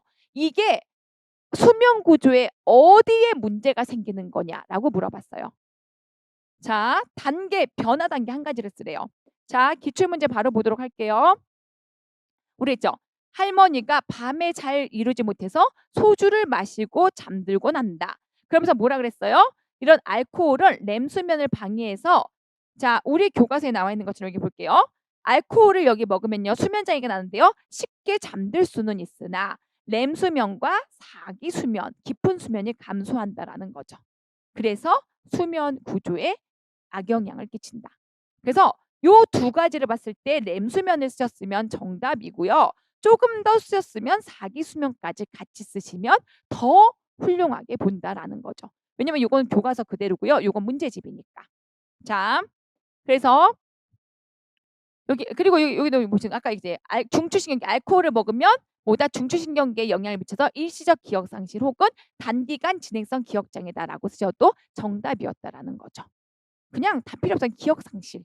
알코올성 기억 상실 이렇게만 써도 돼요. 왜? 기억이 사라졌잖아요. 그쵸. 우리 그때 알코올 시리즈 많이 봤잖아요. 알코올의 여러분 의미는 반드시 기억하셔야 됩니다. 그래서 코사코프 증후군, 베르니케 증후군, 그리고 사실 저는 강조했던 건 진전선망이었어요.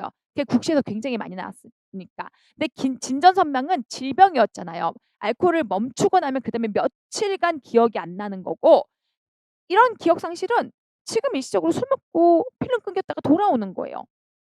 우리 많이 해 봤잖아요. 그게 바로 기억 상실이었던 거예요. 물론 여러분들이 그랬다는 건 아니고 저도 한때 지금은 그러지 않아요. 그래서 이런 거 제가 말했잖아요. 만약에 설령 이게 생각이 안 났을 수도 있어요. '필름이 끊겼다고 이걸 뭐라고 하지?' 그땐 잠깐 남겨 놓고 다시 돌아오라니까요. 기억이 안 나요, 안 나요? 기억 상실이라도 써야죠. 무슨 말인지 알겠죠? 그게 바로 이 답을 찾아내는 센스란 말이에요. 자, 그리고 교과서에 있었지만 사실 못 봤을 수도 있으니까. 이 막상 잠이 자면 깬 것 같지 않다. 렘수면 이거는 뭐 렘이라고는 쓰셔야 돼요. 무조건적으로 키워드가 뭐 4기 수면까지는 안 쓰더라도. 자, 그다음에 친구랑 술은 술인데 친구랑 모여서 많이 하는 건 본드예요. 그러면서 문제가 뭐냐면 술이나 담배와 달리 본드를 쉽게 구할 수 있는 이유를 구하세요. 여러분 우리 이거 되게 본드까지는 아니어도 술, 담배 우리가 막 뭐라 그랬어요. 여러분 제가 여기다 국민건강증진법에서요. 청소년한테 술 판매 금지하고요. 요즘 알코올 굉장히 강화했습니다라고 얘기했어요. 과거에 그래서 이게 10년 전에는요. 그렇게 애들한테 담배 애들뿐만 아니라 모든 성인에게까지 담배 금지법을 굉장히 강화시켰고요. 그래서 제가 얘기했잖아요. 요즘은 그게 알코올로 갔습니다. 그래서 요즘 알코올에 돈이 굉장히 많이 들어가고 있어요라고 얘기했단 말이에요. 이런 문제가 나오는 이유가 뭐예요? 이제 흡입제 쪽으로 그쪽에 돈을 쓰려고 하는 거예요. 그러니까 물론 쉽게 쓰는 사람들은 써요. 술과 담배는 법에서 금지하고 있지만 그쵸? 본드는 이렇게 매매를 이렇게 학생들의 판매 금지 규정이 없어 아이들이 구매가 쉽다. 아이 좋죠. 좋지만 제가 얘기했잖아요. 하나라도 내가 조금 더 안다라는 느낌을 주기 위해서는 국민건강증진법, 청소년보호법, 왜냐면 국민건강증진법 그 안에 보시면 청소년보호법이라고 들어 있어요. 내가 여기다 안 가져왔구나. 국민건강증진법 안에 들어가면 그러니까 청소년 보호법에 의할 때 청소년에게 뭐 수뢰 판매를 금지하다 뭐 이렇게 나와 있어요. 이건 몰라도 됐어요. 설령 등이라고만 쓰면 되니까. 하나라도 더 안다는 걸 보여주는 게 중요하다라는 거죠. 물론 요걸 안 썼어도 요거여도 뭐 틀린 말은 아니에요. 그런데 조금 더 제가 말했죠. 모든 근거는 명확하게 보여줄수록 더 좋은 점수를 준다라는 거죠. 이거 법 안 썼어도 1점 나가요. 근데 법까지 쓰면 '아 얘 진짜 좀 제대로 공부하려고 많은 키워드를 살렸구나.'라고 들어간다라는 거죠. 그래서 제가 법 중요하다라고 계속 얘기했잖아요. 술과 알코올에 대해서 막. 음. 이제 앞으로는 저 본드나 이런 것도 뭔가 판매 규정이 뭔가 다르게 변할 거예요. 요런 말이 나온다는 것 자체가. 자, 그다음 사실 9 번까지 여러분 보세요. 아까 그 3 점짜리 빼놓고는 다 본 거예요. 교과서에 다 있어요. 제가 그렇게 교과서 꼼꼼히 봐라, 꼼꼼히 봐라. 그게 다 문제를 풀어 보시면 아시겠지만 '아 여기서 나온 거였구나. 교과서 이거 되게 그지 같은 교과서인데 그래도 이렇게 있었구나. 내가 본다고 봤는데 미처 못 보고 넘어갔구나.' 이런 것들이 되게 많았던 거죠. 근데 앞으로 제가 얘기하지만 향후 5 년간 문제 이게 출제 방식이 이럴 거예요. 이게 작년부터 이렇게 도입했거든요. 작년부터 탈강사 교과서화, 그리고 메인스트림 주요 내용보다도 중요한 비주류 내용 많이 내자. 막 이런 분위기가 요즘의 분위기예요. 뭐 이거는 분위기 알 필요는 없어요, 선생님은. 붙어 나가셔야 돼요, 무조건. 수석도 기대해 볼 거예요. 막. 자, 그다음에 이거 담도 폐쇄. 아이 선전원 담도 폐쇄면 뭐고 다 어때요? 우리 다 배웠잖아요. 폐쇄성 황달이잖아요. 제가 얘기했잖아요. 질병명이 다르더라도 다 고놈이 고놈이에요. 이렇게 얘기했잖아요. 연관 지어서 여러분들이 '아 얘와 관련이 있다.'라고 생각하는 그 질환이 바로 우리가 요구하는 정답입니다라는 거죠. 자, 담도가 뭔지는 알 거 아니에요. 간에서 그 내려오는 길이잖아요. 오디과력근으로 연결된 길. 이 담도가 폐쇄됐대요. 그래서 변의 양상이 바뀌었대요. 그러면서 변의 특징을 쓰래요. 그러면 교과서에 있는 거 그대로 쓰세요. 요거 어딨어. 요 아이 여기 있구나, 여기 있구나. 여기 있죠. 회색 지방변 이거예요. 막혔으니까. 담도가 막혔으니까 우리 그 담낭 안에 있는 물질들이 십이지장으로 안 내려가겠죠. 그러니까 뭐가 안 내려가요? 담즙이 안 내려가죠. 그러니까 색은 회색일 거예요. 또 담즙에서 지방, 소화를 돕는 물질들이 나가죠. 왜냐면 지방 소화액이야 당연히 췌장에서 나오지만 그 지방 소화를 돕는 물질이 바로 담즙이었잖아요. 지방의 유화를 돕는 거였잖아요. 담즙이 안 나가. 그럼 지방이 잘 소화가 안 된단 말이에요. 변해서 소화가 안 돼서 그대로 변으로 나간다고요. 그러니까 회색 지방변 혹은 지방변이 회색 뭐 이렇게 써도 회색변 뭐 이래도 상관없어요. 회색변 지방성 설사 이렇게 써도 상관없단 말이에요. 요거는 그냥 다른 자료거든. 제 교과서 아니고 회색변 지방성 설사 이렇게 써도 괜찮단 말이에요. 교과서 그대로 쓰시고 이제 요거는 우리 교과서에 없었던 거죠. 이제 4점 날아가요 이제. 네 번째 수업하지 않은 게 나왔어요. 피눈물이 나죠. 근데 제가 말했어요. 10점은 나온다. 뒤에 이제 B에서도 이제 나와요. 자, 콜레스테롤이 정체되죠. 왜냐면 지방이 지금 소화가 안 되니까 콜레스테롤 정체되죠. 지방이 축적되죠. 이놈이 뭐래요? 사실 저도 몰라요. 왜? 정리 안 했으니까. 그래서 찾아봤더니 뭐다? 황색종이래요. 황색종. 그냥 외우세요. 노란색. 왜냐면 황색이라는 게 그 노란색 기름 같은 거, 지방이잖아요. 그 지방이 종양처럼 피부, 피하에 끼어 있다라는 거죠. 1점 안녕. 뭐 이렇게 해서 총 여지까지 안 배운 거로 4점이 날아갔어요. 물론 배웠어도 여러분들은 조금 더 날아갔겠죠. 하지만 기본가로 10번까지는 4점이 날아가면 제가 A에서 한 4점, B에서 6점이라 한 10점은 날아갈 수 있다라고 제가 미리 사전에 제 연막을 쳤죠. 이제 오늘뿐만 아니라 그래도 80점 만점에 70점이거든요. 근데 거기서 여러분들이 조금 더 틀렸다. 전공 65점이면 올해 충분히 붙어요. 그런데 50몇 점이다? 그래도 붙어요. 그 정도로 올해는 왜냐면 물론 제가 더 답안지를 받아봐야 되겠지만 많은 분들이 굉장히 많이 퐁당퐁당 빠졌어요. 그러니까 퐁당 빠졌다는 말은 아까 얘기했듯이 교과서에 있지만 미처 못 썼다라든지 거기 있는지도 몰랐어요. 요런 지문들이 좀 있었어요. 자, 그다음에 담도가 폐쇄되니까 야맹증, 구루병, 신경근육퇴화, 저프롬빈 혈증. 우리 이거 다 어디서 했어요? 비타민에서 배웠잖아요. 야맹증 비타민 A, 구루병 D. 그다음에 신경근육 모르겠는데요. 이럴 수도 있어요. 이긴 하지만 여러분들 모를 수 있으니까. 그다음에 빈혈, 출혈 K, ADEK. 뭐죠? 그렇죠. 이런 ADEK가 결핍된 거죠. 이건 뭐예요? 이 증상이 이런 비타민 ADK가 결핍된 이런 증상이 나타나는 이유는 뭐다? 치용성 비타민의 흡수 장애란 말이에요. 왜? 담도가 아까 뭐라 그랬어요? 우리 지방변이라고 얘기했잖아요. 지방에 흡수가 안 된다면서요. 치용성 비타민도 지방 성분이란 말이에요.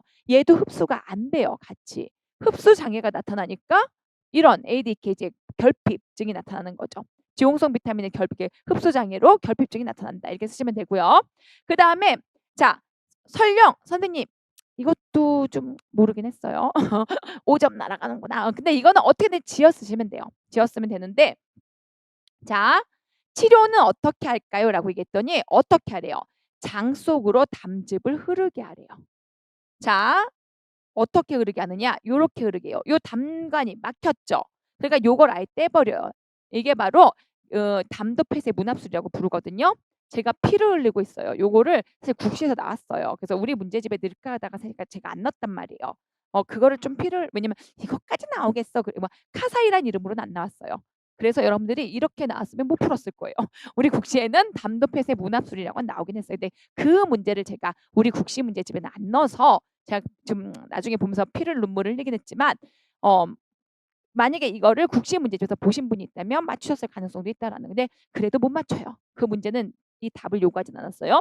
요렇게 담도 폐쇄 문합술을 만드는 거죠. 그러면 어떻게 돼요? 담즙이 직접 십이지장으로 들어가게 돼요.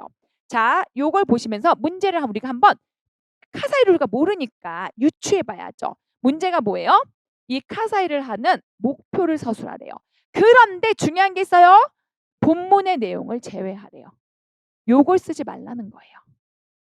무슨 말인지 알겠죠? 사실 이걸 쓰고 싶잖아요. 그렇지 않나요? 내가 이거 몰랐는데 카사이 목적? 담즙을 장으로 보내는 거라며. 그래서 문맥압을 낮춰준대. 장 속으로 담즙을 흐르게 하여 문맥압을 낮추는 목적이 있다. 정말 이렇게 쓰고 싶단 말이에요. 그러나 답에서 뭐라고 했어요? 본문의 내용은 제외하래요. 그러니까 요거는 쓰면 안 그러니까 아쉽지만 왜냐면 사실 원래는 이런 말이 없으면 제가 늘 그렇게 얘기해요. 정말 모르는 문제는 교과서에서 문제에서 찾아라. 그럼 그게 답이다. 근데 이 소문이 또 났는지 아예 교과서에 이게 문제에 있는 건 쓰지 마시오라고 주어진 거죠. 그러면 이제 어떻게 해요? 진짜 지었어야죠. 그런데 그다음에 힌트가 어디 있느냐? 여기 있어요. 하지만 효과는 없다. 간 기능 장애가 지속된다. 이 수술을 했지만 간 기능 장애가 지속된대요. 그럼 도대체 이 수술은 왜 해줘요? 지연시키려고 그래요. 이 증상을. 사실 이게 어린아이들이잖아요. 요런 증상이 있으면 사실 대부분 간 이식을 해요.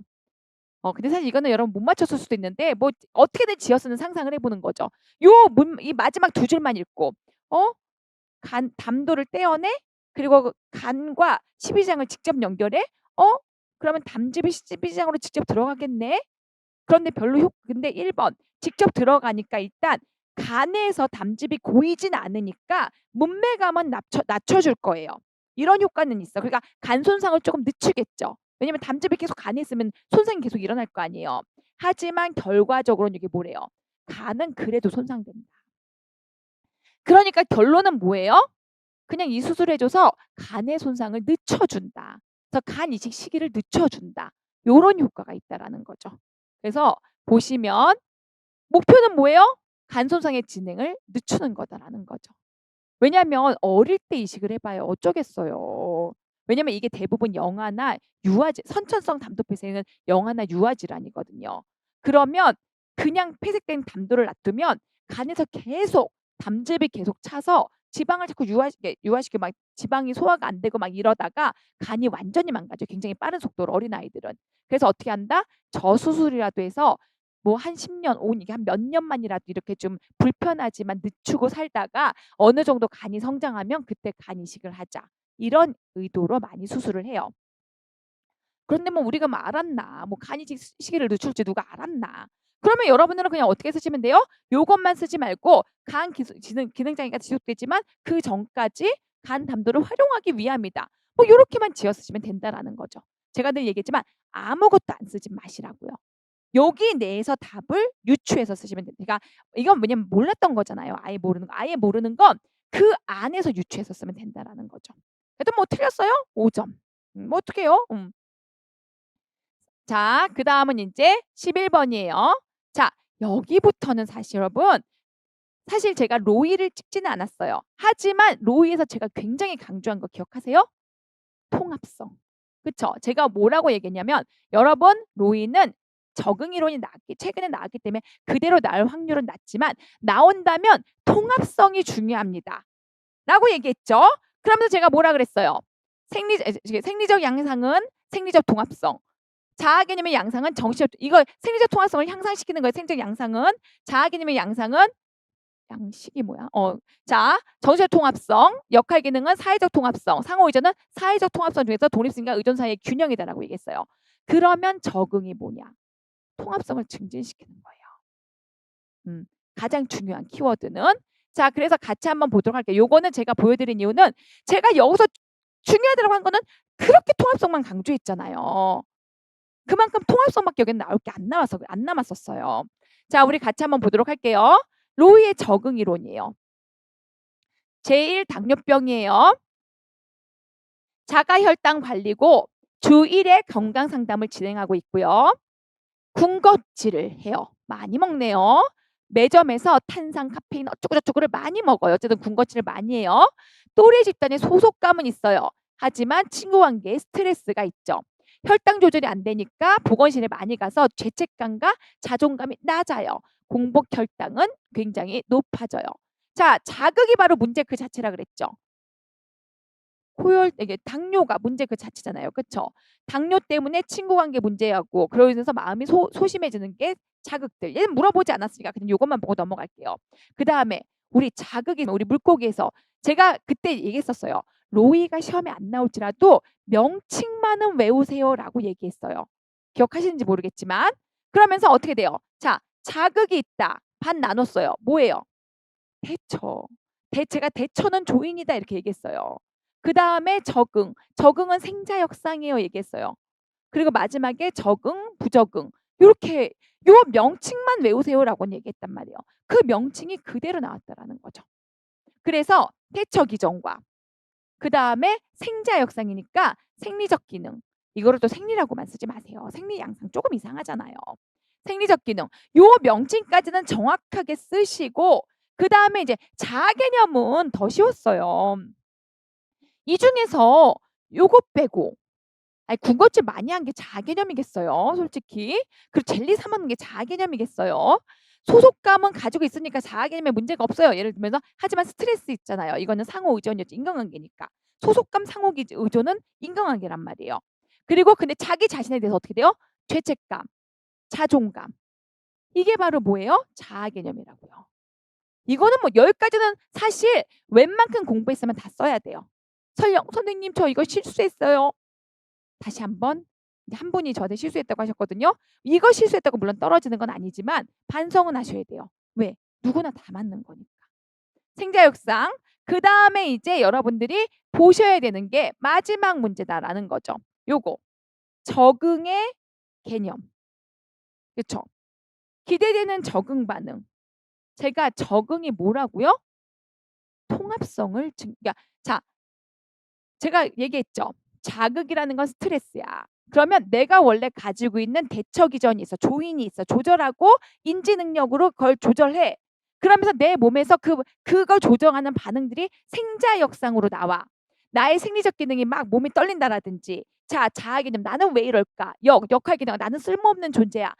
나는 이제 더 이상 친구들하고 같이 지낼 수 없어. 이렇게 뭔가 내가 간호가 필요한 부분들이 보일 때 여기에 간호가 들어가야 된다 그랬잖아요. 간호를 해주면 어떻게 돼요? 팔 떠는 거 떨지만 불안을 완화시켜 생리적 통합성이 형성되죠.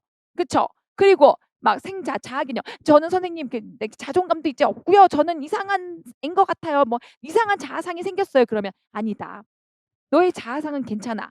그죠? 정신적 통합성 올려줘야죠. 그리고 역할 기능. 선생님 제가요 친구하고 그러니까 사회적으로 쓸모없는 관계예요. 아니야. 너는 폐지라도 주울 수 있어. 10원이라도 주울 수 있어. 이게 뭐라고요? 사회적 통합성. 인간관계에서의 스트레스 이런 것도 조절. 이렇게 다 해주면 뭐다? 통합성이 증진되죠. 모든 통합성이 증진되면 얘는 잘 적응할 수 있다라는 거죠. 그래서 적응의 키워드는 반드시 통합성이 들어가야 되고요. 적응의 정의가 뭐였다? 에이? 제 반대로 가고 있네요. 적응의 정의는 뭐였다? 이거는 우리 교과서에 나온 그대로예요. 생존, 성장, 재생산, 자아실 이런 거가 됐고 개인의 통합성을 증진시키는 효율적인 반응. 이게 바로 적응이다라는 거죠. 그러니까 물론 잘 적응했다 뭐 이렇게 해서 적응의 의미를 쓰죠. 뭐 건강한 상태로 나아가는 거 이렇게 여러분이 쓰고 싶은 대로 다 써도 괜찮아요. 점수는 중요한 점수는 통합성 증진에 있다라는 거죠. 뭐 기억을 하시는지 아니면 다 까먹었는지 모르겠지만 통합성은 엄청 강조했던 부분이고요.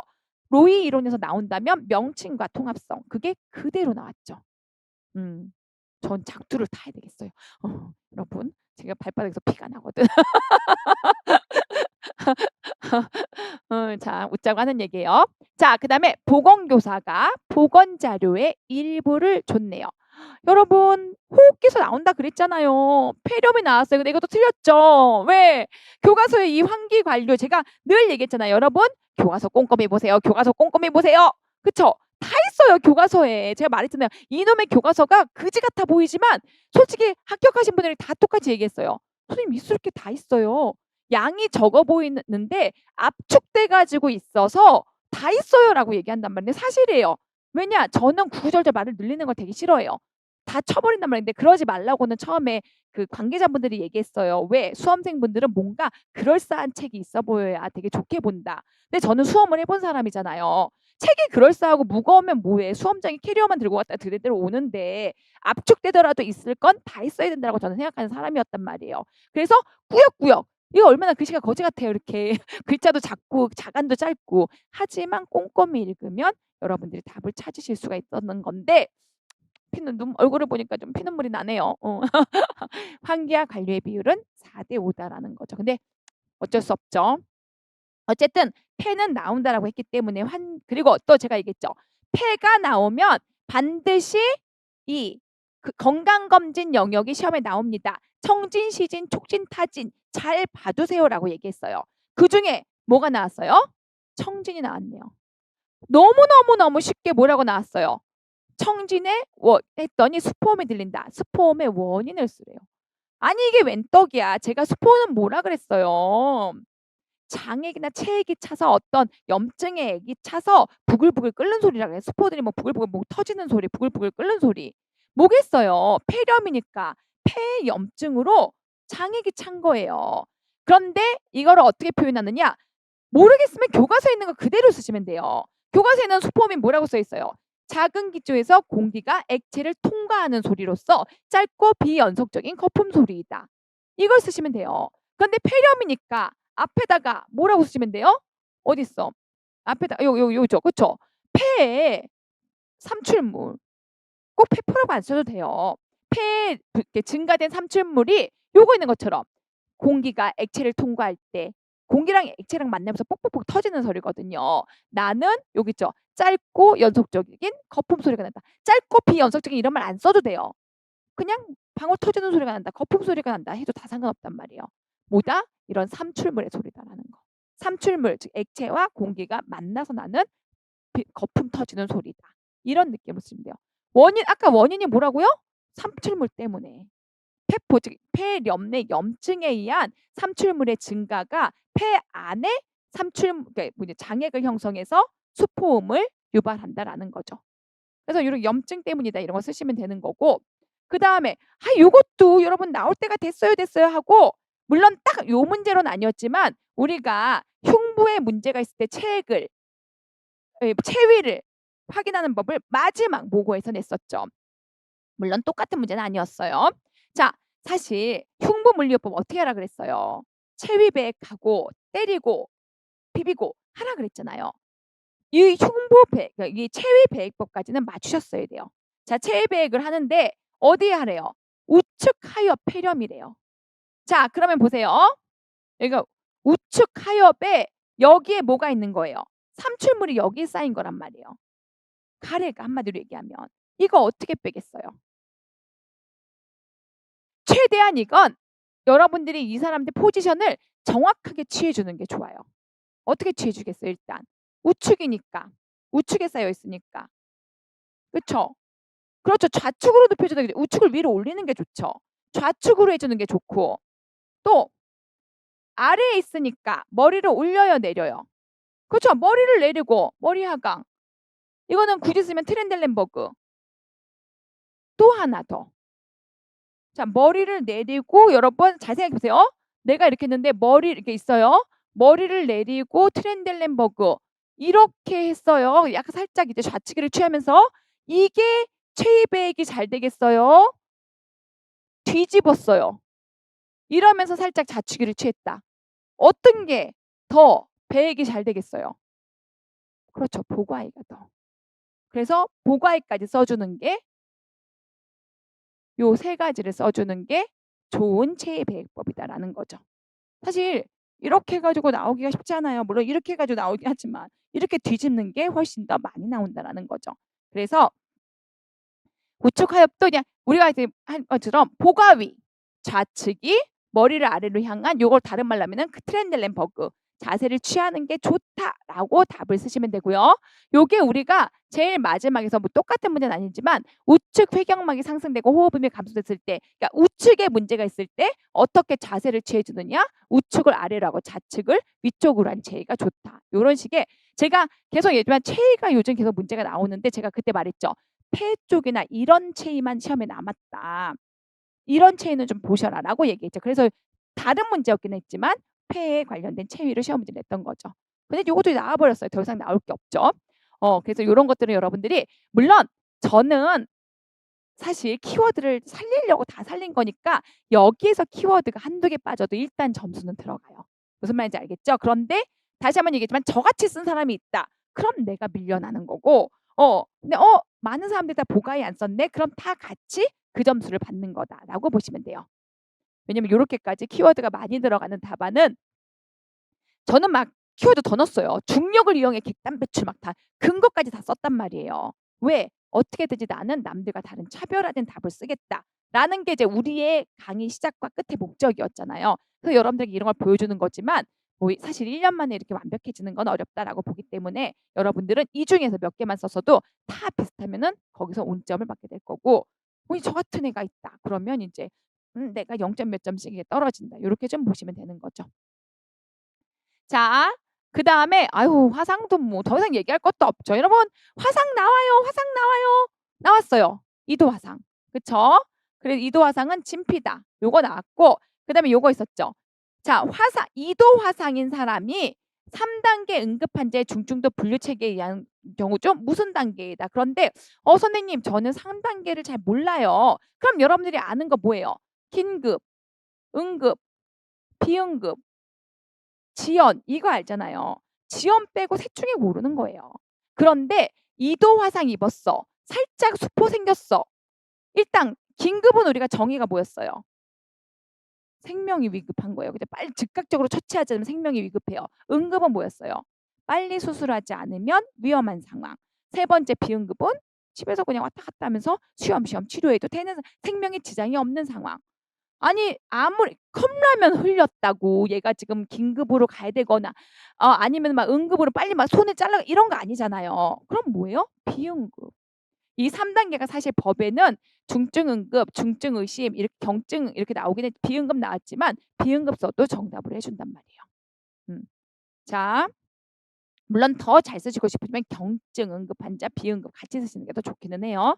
네, 비응급해도 점수를 준다라는 거죠.